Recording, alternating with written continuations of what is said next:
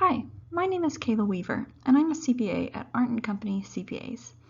In this video, I'd like to discuss the main tax differences that you would see between being a W-2 employee versus being self-employed and assuming that you're putting your earnings on Schedule C. To begin, let's look at when you're an employee of a company. There are two main types of taxes that are reported on your W-2 as well as your pay stubs throughout the year. So the first one is FICA taxes, and that encompasses both Social Security and Medicare. The total for that is 7.65% deducted from each paycheck, and usually this is something that you won't see a refund on. The Social Security portion of 6.2% is actually only assessed on the first 137,700 of wages, and that's a 2020 figure. It will fluctuate from year to year. Also, something interesting you might not know is that your employer is also paying 7.65% of FICA taxes on your pay. So you have 7.65% withheld on your paycheck, and they have a second 7.65% that they're paying in. Now, the second type of tax that we're going to talk about, income taxes. Whenever you initially fill out your Form W-4, whenever you're hired, or you can actually give your employer an updated Form W-4 anytime during the year, that is the form that actually helps compute the amount that will be deducted for your federal income taxes as well as your state income taxes. So depending on what you put on Form W-4, you may have more or less withheld for those income taxes that are taken out of each paycheck. Those amounts that are withheld go towards that year's tax payments. So when you go to file your tax return, it's basically a credit towards what you've already paid in. You've already paid that in, so you're either going to owe less, or maybe you actually withheld too much, so you'll get a refund. Let's look at an example W-2 to help drive this home a little better. So here we have an example employee that had $50,000 of wages during 2020. Box 2, you can see that $7,400 was withheld for federal income tax. Boxes 4 and 6 represent the FICA taxes of 7.65% that we talked about.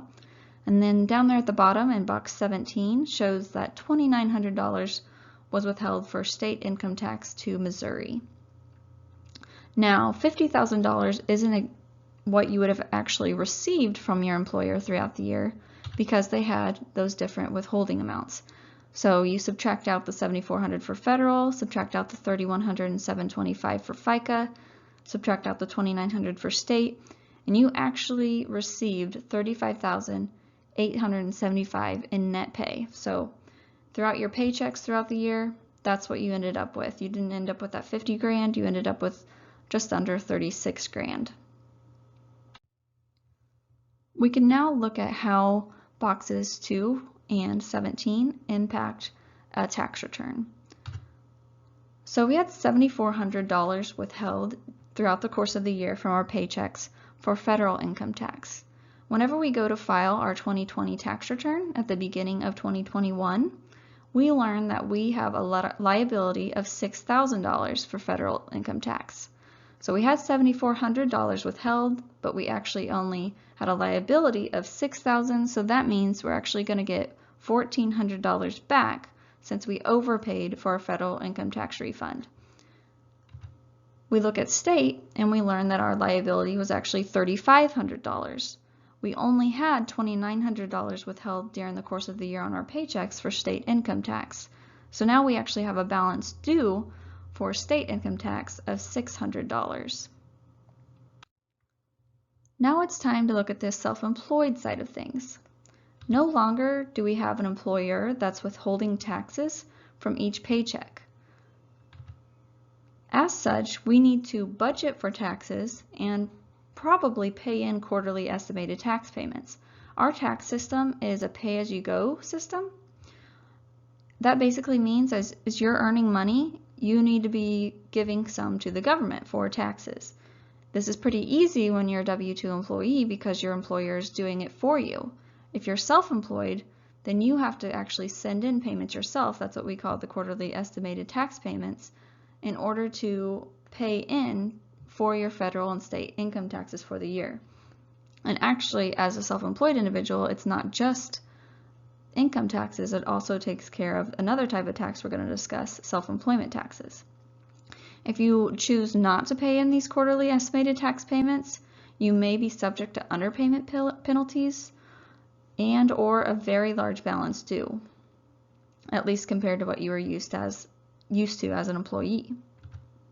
So two main types of taxes, and they either mirror or exactly the same as when we looked at the employee. So the first one is self-employment taxes. This is the equivalent of the FICA tax that we looked at earlier, except now you're both the employee and the employer. So you're paying both 7.65%, the full amount of 15.3%. Income taxes, all other things remaining equal, are going to be the same in either scenario. It's just as a self-employed individual, again, you don't have your employer withholding income taxes from each paycheck, so you're now responsible for that. Let's look at an example for a self-employed individual. So you can see that we brought in $90,000 of income and had $40,000 of expenses, resulting in $50,000 of net income for this year that we're looking at. We use our 15.3% self-employment tax rate, and we can see that $7,650 of self-employment taxes are going to be owed on that $50,000 of net income. Now we are going to go ahead and just use the same ultimate liabilities that we used in the prior example as an employee, where $6,000 was the liability for federal income tax and $3,500 was the state income tax liability. So in total, as a self-employed individual, you would owe $17,150 for both types of taxes, the self-employment taxes and the income taxes. So you did bring in 50 grand of net income, but you need to remember to subtract out the amount that's due for taxes as your total amount that you're actually bringing home after having paid the taxes. So we look at that, and that actually equates to $32,850. To conclude, I'd like to go over the main differences once again, and then look at those two examples that we saw and put them side by side to see how it really compares. As an employee, the taxes were withheld before you ever received the money. So your employer was withholding them, and your net check amount was actually less than the gross amount that you were earning because those taxes were withheld. As a self-employed individual, you receive the full amount of net income, but you're responsible for paying in those estimated tax payments. As an employee, you have 7.65% in FICA taxes that you're responsible for, and then your employer has a separate 7.65% in FICA taxes they're responsible for.